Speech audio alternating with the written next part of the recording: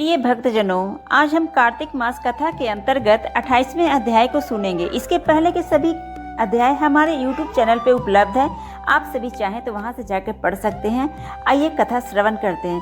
धर्मदत्त ने पूछा, मैंने सुना है कि जय और विजय भी भगवान विष्णु के द्वारपाल हैं। उन्होंने पूर्व जन्म में ऐसा कौन सा पुण्य किया था जिससे वे भगवान के समान रूप धारण किए, वैकुंठ धाम के द्वारपाल हुए।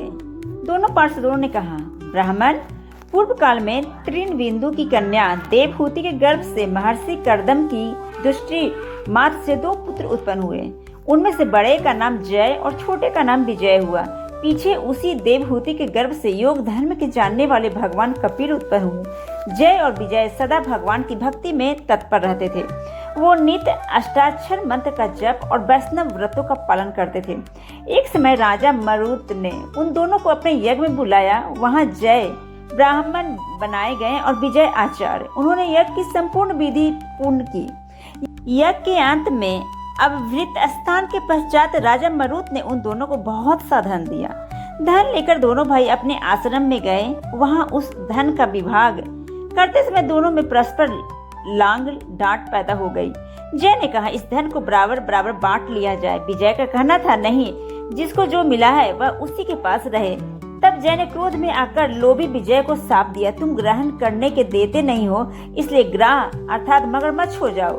जय के शाप को सुनकर विजय ने भी शाप दिया, तुमने मद से भ्रांत होकर शाप दिया, इसलिए तुम मातंग अर्थात हाथी की योनि में जाओ। तत्पश्चात उन्होंने भगवान से शाप निवृत्ति के लिए प्रार्थना की। श्री भगवान ने कहा, तुम मेरे भक्त हो, तुम्हारा वचन कभी असत्य नहीं होगा। तुम दोनों अपने ही दिए हुए इन शापों को भोगकर फिर से मेरे धाम को प्राप्त होगे। ऐसा कहकर भगवान विष्णु अंतर्धान हो गए। तदंतर वे दोनों गंड नदी के तट पर ग्राह और गज हो गए। उस योनि में भी उन्होंने पूर्व जन्म का स्मरण बना रहा और वे भगवान विष्णु के व्रत में तत्पर रहे। किसी समय वह गजराज कार्तिक मास में स्नान के लिए गंड नदी गया तो उस समय ग्राह ने साप के हेतु को स्मरण करते हुए उस गज को पकड़ लिया। ग्राह से पकड़े जाने पे गजराज ने भगवान रामानाथ का स्मरण किया। तभी भगवान विष्णु शंख, चक्र और गदा धारण किए वहां प्रकट हो गए। उन्होंने चक्र चलाकर ग्राह और गजराज का उद्धार किया और उन्हें अपने ही जैसा रूप देकर वैकुंठ धाम को लेकर गए। तब से वह स्थान हरि क्षेत्र के नाम से प्रसिद्ध है। वही दोनों विश्व विख्यात जय और विजय हैं जो भगवान विष्णु के द्वारपाल हुए हैं। धर्मदत्त, तुम भी ईर्ष्या और द्वेष का त्याग करके सदा भगवान विष्णु के व्रत में स्थिर रहो। समदर्शी बनो। कार्तिक, माघ और वैशाख के महीनों में सदा प्रातः काल स्नान करो। एकादशी व्रत के पालन में स्थिर रहो। तुलसी के बगीचे की रक्षा करते रहो।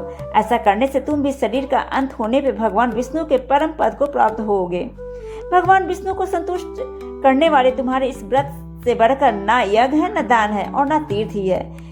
विप्रवर, तुम धन हो जिसके व्रत के आधे भाग का फल पाकर वह स्त्री हमारे द्वारा वैकुंठ धाम में ले जाई जा रही है। नारद जी बोले, हे राजन, धर्मदत्त को इस प्रकार उपदेश देकर वे दोनों विमानचारी पार्षद उस कलहा के साथ वैकुंठ धाम को चले गए। धर्मदत्त जीवन भर भगवान के व्रत में स्थिर रहे और देहावसान के बाद उन्होंने अपने दोनों स्त्रियों के साथ वैकुंठ धाम प्राप्त कर लिया। इस प्राचीन इतिहास को जो सुनता है और सुनाता है वह जगत गुरु भगवान की कृपा से उनका सानिध्य प्राप्त करने वाली उत्तम गति को प्राप्त करता है। प्रिय भक्तजनों, आज की कथा यही तक। कल की कथा हम कल के वीडियो में सुनेंगे। तब तक के लिए आप सभी का दिन शुभ हो, मंगलमय हो। धन्यवाद।